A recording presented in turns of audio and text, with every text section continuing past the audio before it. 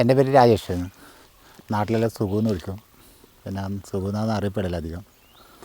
പിന്നെ കൃഷിയായിട്ട് ബന്ധപ്പെട്ടിട്ട് പൈനാപ്പിൾ കൃഷിയിൽ വന്നിട്ട് 3 വർഷമായി. അപ്പോൾ ഇതിലൊരു വലിയൊരു മെച്ചമായിട്ടൊന്നും കിട്ടിയില്ല ഇത്രയോളം. മുമ്പേ മുകളിലോട്ടാണ് ഉണ്ടായത്. അതിൽ നിന്ന് കുറച്ച് പൈസ നഷ്ടം വന്നു. പിന്നെ അതിൻ്റെയൊക്കെ ഭാഗമായിട്ട് അത് നികത്താൻ വേണ്ടിയിട്ട് താഴോട്ട് കുറച്ച് കൂടുതൽ നട്ടതാണ്. അപ്പോൾ ഒരു 5,000 തൈ ഉണ്ടായിട്ടുള്ളൂ.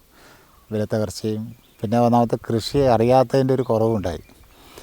കാരണം വെച്ചാൽ പൈനാപ്പിൾ കൃഷി കുറച്ച് നന്നായിട്ട് ഇത് അറിയാനുണ്ട്. പക്ഷേ ഇപ്പോഴിത് പഠിച്ചു നന്നായിട്ട്.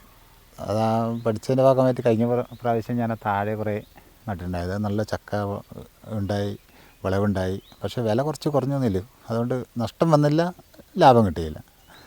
അത് ലെവലായിട്ട് വന്നു. ഇത് പുതിയതായിട്ടുണ്ട്. ഇപ്പോൾ ഇത് 28,000 തൈയുണ്ട് മൊത്തത്തിൽ എല്ലാം കൂടിയാൽ. അപ്പോൾ അതുകൊണ്ട് ചിലവുണ്ട്. പക്ഷേ എനിക്ക് കർഷകരോട് പറയാനില്ല എന്ന് പറയുന്നത്, പൈനാപ്പിൾ കർഷകരോട് ഇത് കൃഷി അറിഞ്ഞ് ചെയ്യുന്നതാണ് നല്ലതെന്നാണ്. അല്ലെങ്കിൽ ഇതിൽ നഷ്ടം വരുന്നതല്ലോ. കാരണം ഇത് നല്ലൊരു മുതൽ മുടക്കുണ്ട്. ഒരു ചക്ക തൈ നട്ട് അതിൻ്റെ പരിപാലിച്ച് കാര്യങ്ങളെല്ലാം വരുമ്പോൾ ഒരു 40 രൂപയിലും വരുമാനം മുതലുണ്ട്. അപ്പോൾ 10,000 തൈ നടുന്നുണ്ടെങ്കിൽ 4 ലക്ഷം ഉറുപ്പിക ചിലവുണ്ട്. അപ്പോൾ അതുകൊണ്ട് അറിഞ്ഞിട്ട് ചെയ്താൽ അവർക്ക് നഷ്ടം വരില്ല. അല്ലാതെ മറ്റേ അറിയാതെ ചെയ്ത് കഴിഞ്ഞെങ്കിൽ ഇതിൽ നഷ്ടം വരും. അപ്പോൾ അതാണ് പൈനാപ്പിൾ കർഷകരോട് പറയാനുള്ളത്. അതെല്ലാവരും ഒരു അഭിപ്രായം അതാണ്. പക്ഷെ എനിക്ക് ആദ്യം അറിഞ്ഞില്ല, അതുകൊണ്ട് എനിക്ക് നഷ്ടം വന്നു. പിന്നെ അത് പഠിച്ചതിൻ്റെ ഭാഗമായിട്ട് എനിക്ക് നഷ്ടം വന്നില്ല. അപ്പോൾ തൈ കുറഞ്ഞതുകൊണ്ട് ചിലവ് കൂടി വരുമാനം കുറഞ്ഞു. അതുകൊണ്ട് നഷ്ടം വന്നില്ല എന്നതിൽ. പക്ഷെ ഇത് കൊല്ലത്തേക്ക് അത് എല്ലാം മറികടന്ന് പോകുന്നതാണ് എൻ്റെ ഒരു വിശ്വാസം. ഈ കൃഷി ചെയ്യലെങ്ങനെ? ആദ്യമായിട്ട് ഇപ്പോൾ ഈ കാട് മുഴുവൻ ഇത് കൊത്തി എല്ലാം വൃത്തിയാക്കിയിട്ട് പിന്നെ അതിൽ തീ കൊടുത്ത് പിന്നെ എല്ലാം വൃത്തിയാകുമല്ലോ. എന്നിട്ട് JCB അല്ലെങ്കിൽ ഇറ്റാച്ചി കൊണ്ടുവന്നിട്ട് ഫുള്ള് നിലമൊരുക്കണം. നിലമൊരുക്കിയിട്ട് തൈ കൊണ്ടുവന്നിട്ട് ഫസ്റ്റ് നടണം. നട്ടിട്ട് ഒരു 15 ദിവസം കഴിയുമ്പോൾ യൂറിയ ഒഴിക്കണം. അത് കഴിഞ്ഞിട്ട് 1 മാസം ആകുമ്പോൾക്ക് കോഴിവളം ഇട്ടിട്ട് കരയടിപ്പിക്കണം. അപ്പോൾ കരയടിപ്പിക്കുമ്പോൾ ഈ പറഞ്ഞ പോലെ ഇത് പുല്ലൊക്കെ നല്ല വൃത്തിയാക്കണം. ഇതിപ്പോൾ വൃത്തിയാക്കാൻ ഒരാഴ്ച കൊള്ളൊന്നും ചെയ്യും അത്.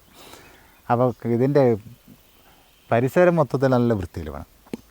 അതാണ് മെയിനായിട്ടുള്ളത്. പിന്നെ മാസം തോറും വളം ചേർക്കണം. അത് യൂറിയ, പൊട്ടാഷ് 20-20 മിക്സ് ആക്കിയിട്ട് ചെയ്യുന്നത്. പിന്നെ അത് രോഗമുണ്ടെങ്കിൽ രോഗത്തിന് മരുന്നടിക്കണം. അങ്ങനെയാണ് ചെയ്യുന്നത്. അപ്പോൾ പണിക്കാരെ കുറവുണ്ട്. പിന്നെ എന്താ പറയുക, വളത്തിൻ്റെ കുറവ് അതിനെ കാട്ടിയുണ്ട്. നാട്ടിൽ നിന്ന് വളം കിട്ടുന്ന കുറവ്. അതുകൊണ്ട് അധികം സുള്ളിയത്ത് പോയിട്ടാണ് വളം കൊണ്ടുവരുന്നത്. അപ്പോൾ കാറെടുത്ത് പോയിട്ട് ഇപ്പോൾ അവിടെ നിന്ന് 5 കിട്ടും. അപ്പോൾ 2-3 പ്രാവശ്യം പോയിട്ട് എടുത്തിട്ട് കൊണ്ടുവരൽ. നാട്ടിൽ നിന്ന് കിട്ടുന്ന കുറവ്. അപ്പോൾ അങ്ങനെയാണ് കൃഷിയിൽ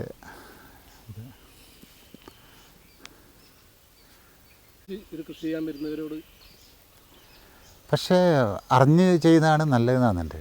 ഇത് കുറച്ച് ഏതെങ്കിലും ഒരു പ്ലാന്റിൽ പോയി ഇത് കാര്യങ്ങളെല്ലാം മൊത്തത്തിൽ പിന്നെ മനസ്സിലാക്കിയിട്ട് ചെയ്താൽ അതിൻ്റെ ഗുണം ഉണ്ടാവും.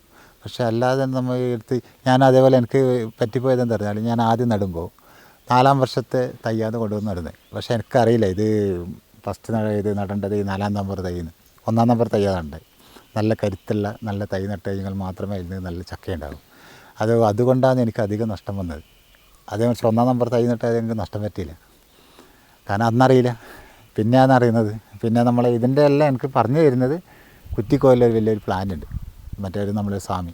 അപ്പോൾ സ്വാമിയോടാണ് ഞാൻ അഭിപ്രായങ്ങളിൽ ചോദിക്കൽ, എങ്ങനെയാണ് സ്വാമി ചെയ്യേണ്ടത് കാര്യങ്ങളെല്ലാം ചെയ്യുന്നത്. അപ്പോൾ ആ സ്വാമി പറഞ്ഞു തരും, അതിൻ്റെ പോലെ കാര്യങ്ങളെല്ലാം ചെയ്യും. പിന്നെ ഒരു കോട്ടയത്തിലൊരു മന്ന ട്രേഡിങ് ആയിട്ടുള്ളവരാണ്, അയാളോട് ആ വ്യക്തിയോടും ചോദിക്കും. പക്ഷേ അയാൾക്ക് എന്നെ അറിയില്ല, എനിക്ക് അയാളെ അറിയില്ല. പക്ഷേ അയാളെല്ലാ കാര്യങ്ങളും പറഞ്ഞു തരും. ആ ഭാഗമായിട്ടാണ് എല്ലാ കാര്യങ്ങളും ചെയ്യുന്നത്. വിത്ത് ഇപ്പോൾ ഫസ്റ്റ് ഞാൻ കൊണ്ടുവന്നത് പുല്ലൂർന്ന് കൊണ്ടുവന്നത്. അതിൽ നിന്ന് ഇത് വിത്ത് പുതിയതായിട്ട് കിട്ടി. അതിപ്പോൾ പകുതി കുറച്ച് ജാഗയിലൊക്കെ നട്ടത് അതിൽ നിന്നാണ്. ബാക്കിയെല്ലാം ഞാൻ സ്വാമിയുടെ അടുത്ത് വാങ്ങിച്ചു കൊണ്ടുവന്നത്. 16,000-17,000 തൈ സ്വാമിയുടെ അടുത്ത് നിൽക്കെല്ലാം കൊണ്ടുവന്നതിന്. പിന്നെ കഴിഞ്ഞ വർഷത്തെ ഒരു 3,000 തൈ പാടെന്തായാലും കഴിഞ്ഞ വർഷത്തെ ഉണ്ടാകും. ഇപ്പോൾ ഇത് എല്ലാം എൻ്റെ അടുത്ത് തന്നെ ഉണ്ടായതാണ്. ഈ മോളിൽ നിന്ന് എടുത്തിട്ട് ഇടത്തേക്ക് നട്ടത്.